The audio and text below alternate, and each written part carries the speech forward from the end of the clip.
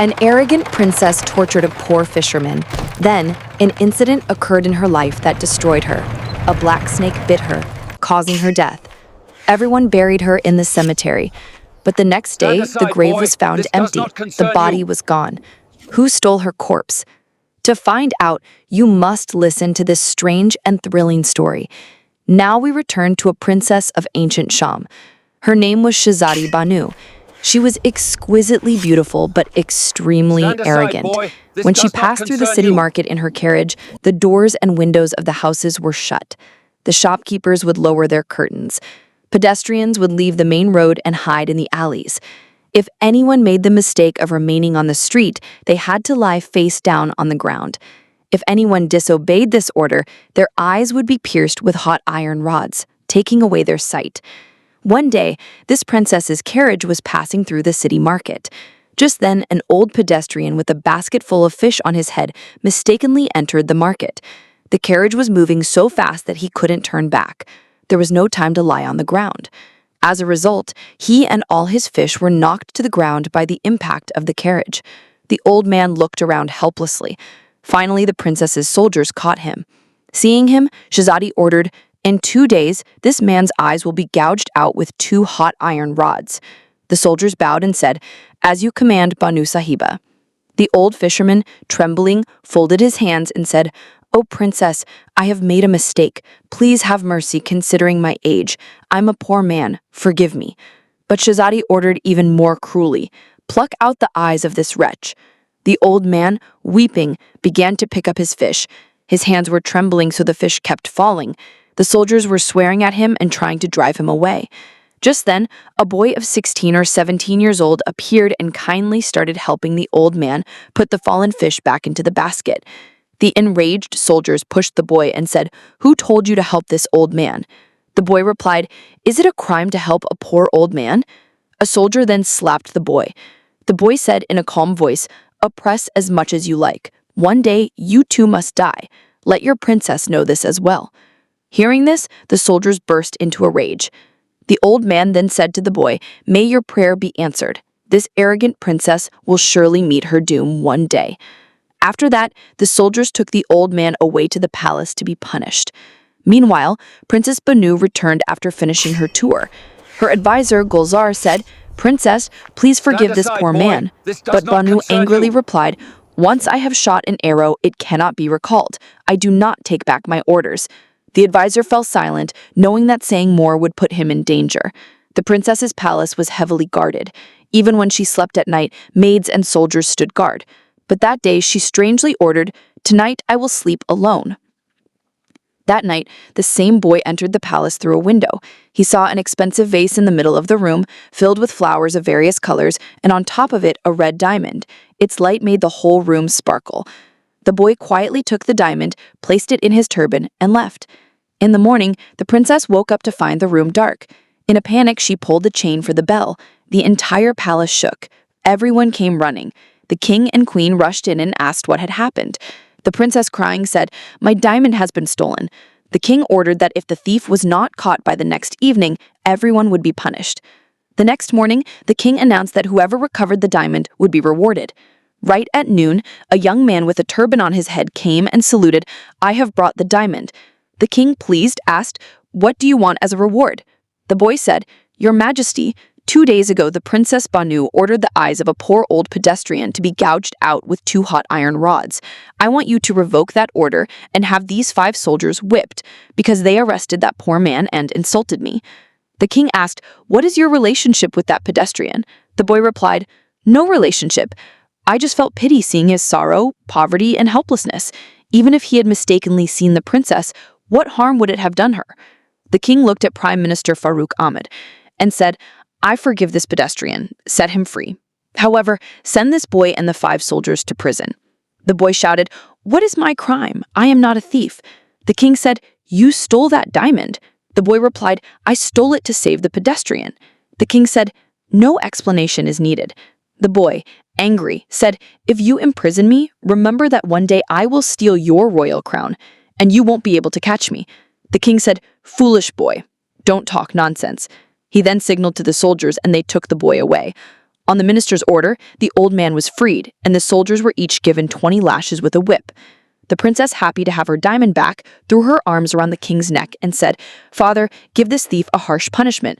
The king said, "I have sent him to jail and am thinking of having both his hands cut off in public tomorrow morning so that everyone can learn a lesson." The princess said, "This decision is absolutely right. He even threatened to steal your royal crown." The king said, "He must not reach my chamber before his hands are cut off." Then he ordered the prime minister, "Announce throughout the city today that tomorrow morning the thief's 2 hands will be cut off. Everyone should come and watch." The minister said, "Very well. If he is not punished now, he will become a great robber in the future." That night, the minister went to the prison and told the boy, "If you had not stolen, you would not have received such a harsh punishment at this young age." The boy laughed and said, "You are all mad. Who is going to cut my hands? I will escape from here before sunrise." The minister ordered the jailer, "Keep a strict watch tonight and keep it completely dark inside."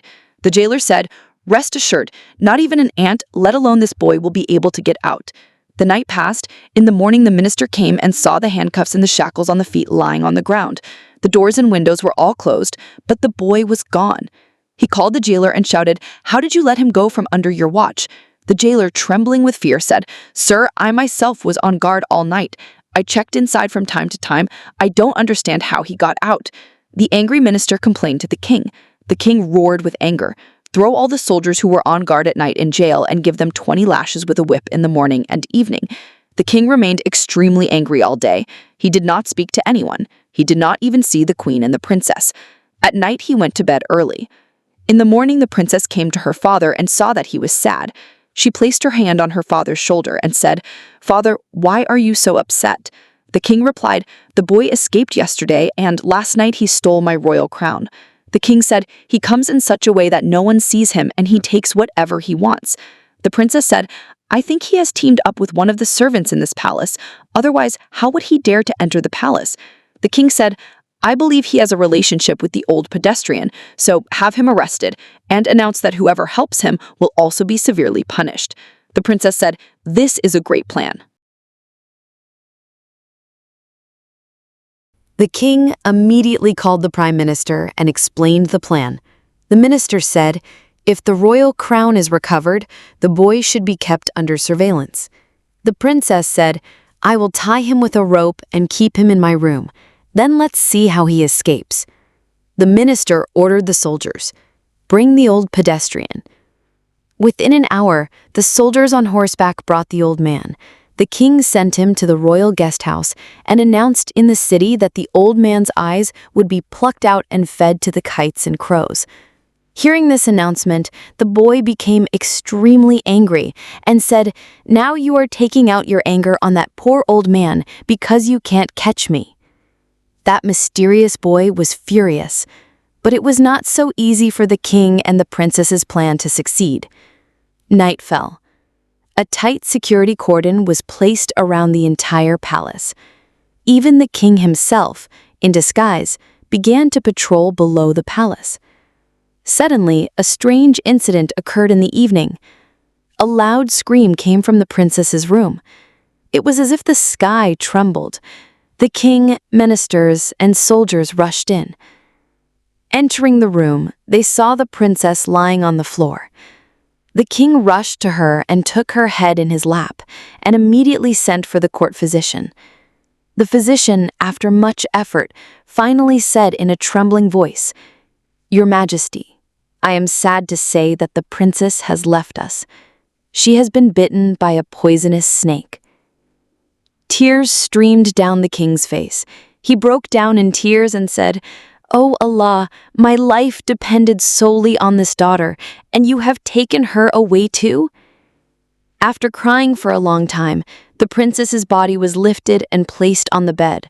Just at that moment, the minister's eyes fell on the king's royal crown. "Look, the royal crown is lying here beside the throne.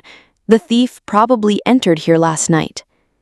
Another minister commented, "What if that mysterious boy released the snake?" But the king was so engrossed in his daughter's grief that he paid no heed to these words. The night passed. The next day, Princess Banu was buried in the nearby cemetery. a shadow of mourning fell over the entire country. Houses, shops, and courts were all closed. Prayers for the princess were held in mosques and shrines. The next day, the king went to visit the grave with his ministers. But they found the grave open. The soil was scattered, and the body was not in the grave. Seeing this scene, the king fainted and fell to the ground. He was revived with a splash of water, but he seemed to be out of his senses. Everyone around him seemed unfamiliar. 4 days later, he fully regained his senses after treatment by the royal physician. However, he was more pained by the disappearance of her body than by her death. He appointed detectives to find the stolen body. The detectives began to conduct raids throughout the city of Damascus, but they did not know that the thief had already crossed the Syrian border, leaving Damascus behind. The thief was riding a fast white horse carrying the princess's body towards Baghdad. He believed he would find safe haven in Baghdad, but he was worried about where he would hide the body when entering the city of Baghdad. Reaching a small settlement, he hid the body in the bushes and bought a large wooden chest. He put the body in the chest and started his journey again. Night was falling. The gates of Baghdad were about to close. Just then, he entered. At the entrance, a merchant blocked his path and said, "I come here every Friday night and make the last person to arrive my guest. Today you are the last person, so you must stay with me for 3 days." The thief was worried, thinking that if he went to this merchant's house, the news of the body might be revealed. But if he went to an inn, there was a risk there too. Finally, he decided that it was safer to go with this merchant. He said, "It is my good fortune to be the guest of such an honorable person." The merchant laughed and said, "It is my good fortune that you have accepted my invitation." He took the thief to his palatial home. The horse was kept outside. The thief was taken to a well-decorated room. The merchant said, "You will stay in this room. Everything is arranged. This room has no windows. The door is made in such a way that no outside noise can be heard." The thief looked and said, "I quite like the peacock on this table." The merchant said, "It has machinery installed in it. When everything is activated, this peacock starts to dance." The thief said, "Can I see it dance now?" The merchant said, "Its dancing time is fixed. It will start on its own when the time comes. But remember, when it dances, do not go near it." The thief, surprised, asked, "This seems to be a very expensive thing. Where did you get it?" The merchant said, "It was given to me as a gift." Then he clapped his hand and called a servant and said, "If the food is ready, serve it now." The servant said, "Sir, everything is ready." The merchant took the thief's hand and led him to the dining room and fed him. After eating, he said, "Now rest. We will meet again tomorrow evening." The thief asked, "Will you not be here during the day?" The merchant said, "No, I go out in the morning and return in the evening." The thief said goodbye and returned to his room, locking the door from the inside. After relaxing for a while, he opened the chest and took out the princess's body. Then, the boy took a white handkerchief out of his pocket and fanned his own face. Suddenly, he collapsed on the floor and transformed into a black venomous snake. He saw a bite mark on the princess's leg and, placing his mouth there, began to suck out the poison. He was spitting the mouthfuls of poison into a cup. He stopped when blood started to come out. Then he went to a corner of the room, licked some soil, and immediately transformed back into a human. Meanwhile, the princess's eyes opened. Seeing Shahid, she said, "Something feels like a thorn in my throat. Give me some water." Shahid poured water into a glass and handed it to her, then gently laid her down on the bed. Then he brought fruits and gave them to her to eat. After eating, the princess regained some strength. She asked, "Where am I now? Who are you?" Shahid replied, "My name is Shahid Jamal. I am a resident of Damascus, but now I am in Baghdad." The princess was silent for a moment and then said, Before I opened my eyes, I was having a dream, a very terrible dream. But now it feels as if that dream has become real. What is this mystery? Shahid asked, "What did you see in your dream?" The princess said, "I saw that I had died. I was buried in the royal cemetery by the river. Suddenly the grave opened, and you took me out, put me on a white horse, and rode away. Then you hid me in a bush and put me in a wooden chest. Much later, you opened that chest, turned into a snake, and started sucking out my poison." Shahid, hearing this, was stunned. He thought, how did she know so much? She was unconscious. The princess asked, "What are you thinking? Tell me, am I in my palace?" Shahid said, "What you saw in your dream is real. A snake had bitten you. Your father thought you were dead, so he buried you. But I know that a person bitten by a snake can live for up to 3 days, so I opened the grave and brought you here." The princess, surprised, asked, "How do you know me?" Shahid said, "I once went to your palace to steal a diamond. I saw you then." The princess asked, "How did you turn into a snake? Are you a magician?" Shahid said, "I am not a magician, but my father gave me this handkerchief before he died. With the air from this handkerchief, I turn into a snake, and by licking the soil, I return to my human form." The princess closed her eyes and thought for a moment. Shahid asked, "What are you thinking?" The princess said, "I am thinking that when the snake bit me, the scenes my soul was witnessing appeared before me as a dream." Shahid said, "I feel the same way. Now forget about these things and sleep." The princess said, "When morning comes, take me to my father. He must be crying for me." Shahid said in a harsh tone, "Forget him. I have brought you for myself. You will stay with me." The princess said, "I am a princess. I cannot live with a common thief." Shahid said, "But you have to, because you are no longer a princess. If you try to escape, I will not let you live." Just then, the peacock in the room started to spread its feathers and dance, accompanied by the sounds of various musical instruments. The peacock's feathers were adorned with colorful pearls, and the light from these pearls illuminated the room.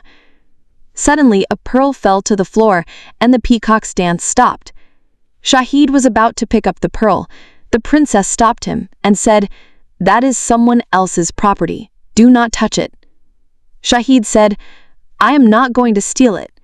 The princess said, "Still, do not touch it." Shahid listened to her. Then the princess fell asleep. But Shahid stayed awake. He thought, "I should turn into a snake and see what mysteries there are in this magician merchant's house." He again took out the handkerchief, fanned his face, and transformed. He again took out the handkerchief, fanned his face, and transformed into a snake, leaving the room. He explored 25 rooms of the mansion, all filled with expensive things.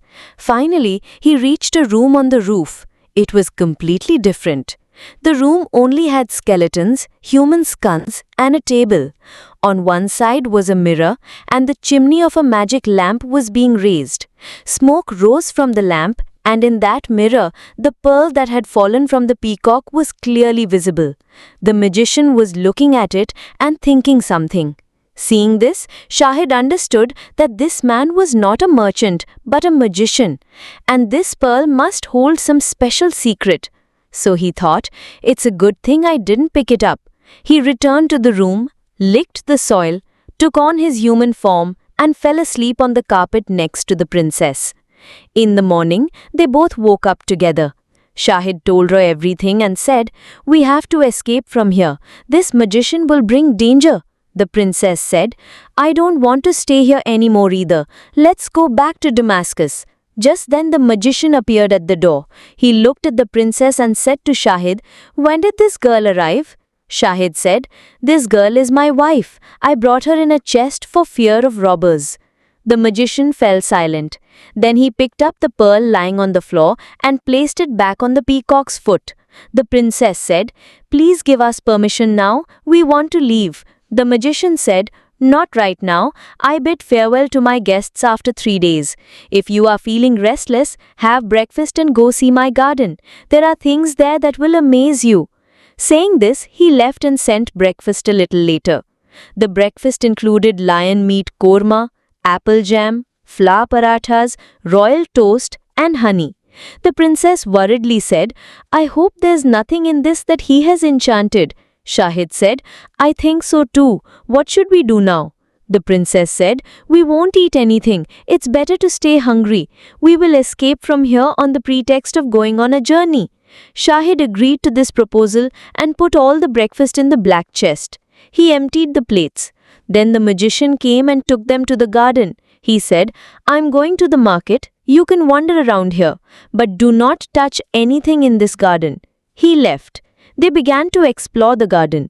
They saw that on the branches where flowers bloomed, there was not a single leaf. Walking on, they reached a veranda. There were numerous cages hanging there, each with a beautiful bird. The princess said, "I have never seen such birds before." Shahid said, "It is not difficult for this magician to have these." Just then a white bird spoke. "Will you help us?" The princess, startled, said, "You can talk. Tell me, what help do you need?" The bird said, "We are not birds, we are humans. This cruel magician has turned us into birds and imprisoned us in cages. If you can somehow go up to the roof, light the lamp and break the chimney after the smoke rises, we will all return to our human forms." Another bird asked, "Who are you? What is your relation to the magician?" Shahid said, "We are his guests." The bird said, "Have you seen the peacock dance?" Shahid said, "Yes, we have. A pearl fell, but we didn't pick it up. This morning breakfast came, but we didn't eat that either." The bird said, "That's why you are saved. If you had picked up the pearl or eaten the breakfast, you too would have been turned into an animal or become his slave." Both of them returned to the room. The princess lay down on the bed and Shahid went to the roof. Finding no one there, he lit the lamp and raised the chimney. Smoke began to rise. He smashed the chimney hard on the ground. Then he quickly came down. Coming to the room, he saw the princess talking to a handsome young man. The young man greeted him. The princess said, "The peacock has disappeared, and this boy says he was that peacock. The magician had turned him into an animal." Shahid said, "I broke the chimney, so the magic's effect is gone. Now everyone has returned to their human forms." He went to the garden. He saw that the yellow flowers had become colorful and a group of people were approaching from a distance. They came near and thanked Shahid and said, "Let's escape from here before the magician returns." Asking about their condition, Shahid learned that many were merchants, some were princes, some were traders, and some were kings in disguise. The magician had seized all their wealth. Everyone said, "Let's go to the palace and find our belongings." They went to the palace and took whatever they could find. Not finding other goods, they also took some expensive things. Shahid also filled his chest with many valuable items. Then he left the palace with everyone. The guards shouted, but no one listened. Everyone camped outside the city and rested. Then 2,244 merchants went to the city and sold their goods. Shahid also sold things worth thousands of gold coins and became rich in a day. Meanwhile, when the magician returned to the palace, the guards informed him, "All your guests left this morning with their belongings. We tried to stop them, but they didn't listen." It was as if the ground slipped from under his feet. He rushed to the garden and saw the flowers and cages were gone. Sweating, he went up to the roof. Seeing the pieces of the chimney, his vision darkened. He began to cry, "Alas, the chimney that I obtained through 10 years of penance is broken." He went to the room and saw the peacock was gone. The food was scattered on the floor. He understood everything. This boy has ruined everything. If he had eaten the breakfast, he would have become my slave. But no, he's very clever. He didn't pick up the pearl, nor did he eat. But no, I will not spare him this time. After that, the magician went to his room, changed his clothes and went out of the city disguised as an astrologer. He went from person to person, asking questions, and approached a camp. He tried to enter secretly. Hearing his footsteps, the princess became suspicious. She summoned the astrologer to her tent. Seeing his face, the magician gritted his teeth and thought, "This is my enemy's wife. I will not spare her at all. She has ruined me." He looked at the princess's hand for a while, then took out a bottle from his pocket and said, "Hold this bottle to your eyes and ask a question in your mind. The answer will appear before your eyes near the bottle." As soon as the princess brought the bottle to her eyes, the smoke inside that caused unconsciousness entered her with her breath. She fainted immediately. The magician looked around and made sure no one was watching. Then he took her from behind and went towards the jungle. Just then, Shahid returned and saw that his tent was empty. When he asked people nearby, they said that an astrologer had come a while ago. They hadn't seen anyone since. Shahid understood that the magician had trapped her. He remembered that they might have gone out from the back. He immediately started looking for footprints on the ground. Seeing the footprints, he ran quickly in that direction. In the distance, he saw the magician walking with the princess on his shoulder. Shahid took out the handkerchief from his pocket. He thought for a moment, then put it back. He ran forward. The magician saw him and shouted, "Stay away, or I will burn you to ashes." Shahid said calmly, "Oh deceitful, cruel monster, put her down right now, or I will grind you to dust." The magician then threw her down and took out the claw of a dead hand from his pocket and said, "If you want to live, go away, otherwise I will turn you from a human into an animal." Shahid said calmly, "All right, I am going." He went into the nearby bushes and transformed into a snake. He quietly reached the magician from behind through the grass. When the magician bent down to pick up the princess, Shahid bit him on the back. The magician screamed in pain, fell down, and after writhing for a while, became still. Shahid licked some soil and turned back into a human. He brought water from a spring and sprinkled it on the princess's face, and she regained consciousness.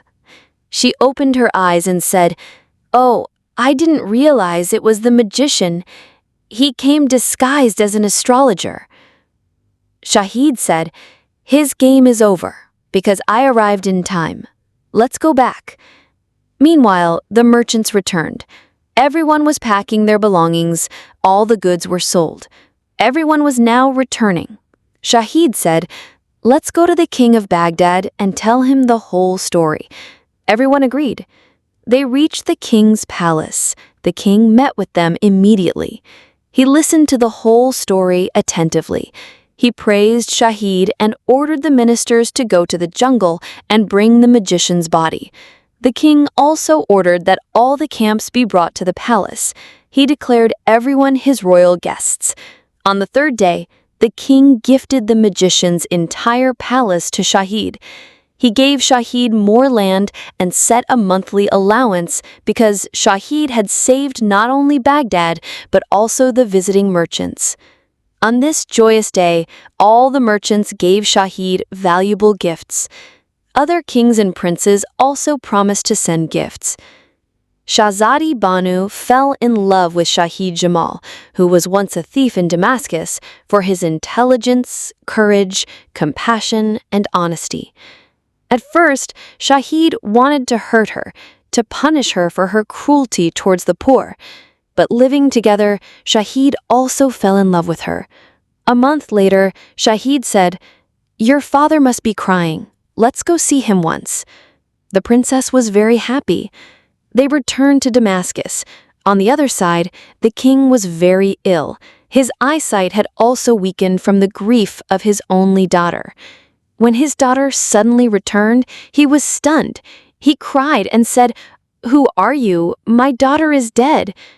The princess smiled and said, "Father, a person bitten by a snake can live for up to 3 days. This gentleman brought me out of the grave on the 2nd day and saved me." Then she told the whole story. The king hugged Shahid. A week later, he married his princess to Shahid and declared him the heir to his throne. After the wedding, Shahid and Banu moved to Baghdad. Seeing his son's success, his mother shed tears of joy and prayed to God. 10 years later, when the king died, Shahid Jamal became the new king, and he ruled with justice and love for the rest of his life.